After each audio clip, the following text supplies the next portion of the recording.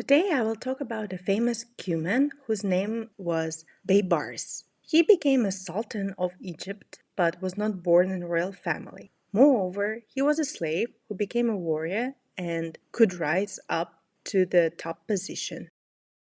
Baybars was born around 1223 or 1225 in Eurasian steppes, which were populated by Cumans. Some historians claim that Baybars belonged to one of the earliest tribal of Kazakh families. But what is clear is that Baybars belonged to one of the Turkic tribes which lived in the steppes from Dnieper to Irtysh rivers. When Mongols came to their territories, Baybars' tribe ran west and asked help from Bulgarian Khan Anar.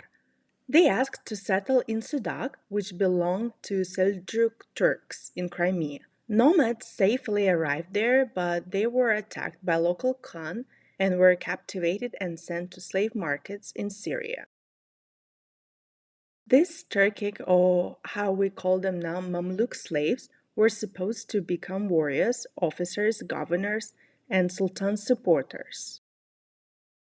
They were trained for 3 to 5 years and learned martial arts and horse riding. After the training, slaves were released and joined the sultan's army as professional soldiers and got paid. Mamluks were usually horse riders and fought as cavalry or horse archers. They were excellent at using a spear and other weapons like sword, mace, and also shot with composed bow, which made them universal warriors of the Middle Ages.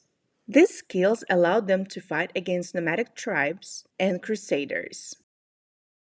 Rhoda Island, which is situated in the heart of Cairo on River Nile, was a training center for Mamluks.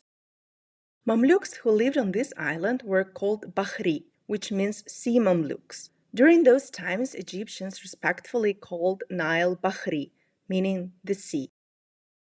Baybars was tall, slim, dark, broad in shoulders, and had a loud voice and was strong. His appearance was spoiled only by his eyesore. It is known that his eye color was blue. Therefore, many historians doubt that he was Turkic. Baybars was sold for a low price to a Damascus merchant for 800 dirhams, but noticing his eyesore, he returned it to the merchant. Because of his eyesore, Baybars changed owners several times. People saw something bad and dark in his eye. Finally, one of the officers of future Sultan As-Salih Ayyub bought him. But that officer lost Sultan's grace because he married concubine of another emir. So As-Salih Ayyub sent him off and confiscated all his assets, including Mamluks. That's how Baybars came to serve Sultan. After some time, he joined Sultan's elite unit and later became one of the leaders. In 1239, after the death of Sultan al-Kamil, father of As-Salih Ayyub, Egypt was sinking into anarchy. Sultan became his brother, and As-Salih Ayyub just got a small territory, Jazeera. He captured Damascus and used it as a platform of his territory expansion campaign. Many emirs supported As-Salih Ayyub and wanted to get rid of his brother Sultan. In 1240, his brother was captured by his own soldiers. As-Salih Ayyub came back to Cairo and became Sultan, and of course his loyal Baybars followed him. Baybars participated and distinguished himself in Battle of Mansoura in 1250 with Crusaders. Sultan died in that campaign. As soon as Crusaders knew that Sultan was dead, they started to attack Al-Mansoura town. Baybars were holding French forces until As-Salih Ayyub's son, Turan Shah, arrived to the front line, and they together won in the battle. Turan Shah did not like his father's Mamluks and wanted them all gone in order to put his own loyal Mamluks in charge of many governmental positions.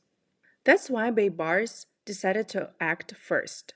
He attacked Turan Hash in the camp with his subordinates Bahri. Sultan was injured but ran away, but Baybars followed him and killed.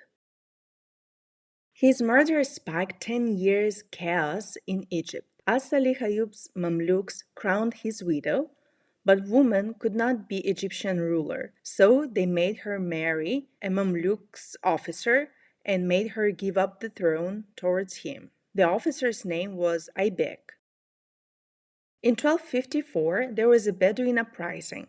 They refused to be subjects of ex-slaves or Mamluks. The uprising was put down by Aktai, whose authority was rising among Mamluks. Thus, Sultan Aibek invited Aktai to his citadel and killed him there. Baybars, with his loyal Bahri, ran to Syria. In order to fight with Baybars, Aibek decided to make an alliance with Emir Masul, marrying one of his daughters. But previous sultan's widow and now Aibek's first wife felt betrayed by his action and killed him. In return, Aibek's concubines killed her. Next Sultan became 15 years old son of Aibek, Ali, but of course he did not have real power. Aibek's officer Qutuz was in charge. In 1259, Qutuz took all power in Egypt, justifying that the country needed powerful leader to fight with Mongols.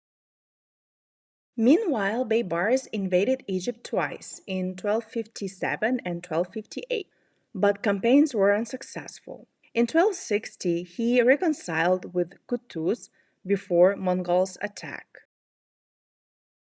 In Battle of Ain Jalut in 1260, Baybars was leading vanguard and helped to win the battle. For his service, Baybars wanted to get Aleppo, but Sultan did not give him anything. Thus, Baybars went to Cairo the same year and killed Sultan Aibek, and with the help of his Bahri, became a new sultan.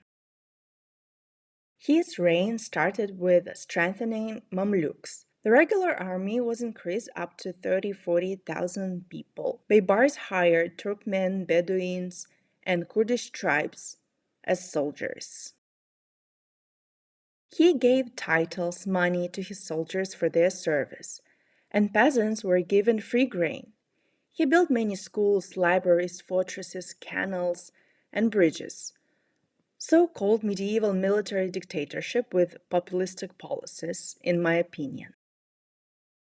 Baybars captured all Syria, kicking out Mongols. He planned military campaigns by himself and participated in battles.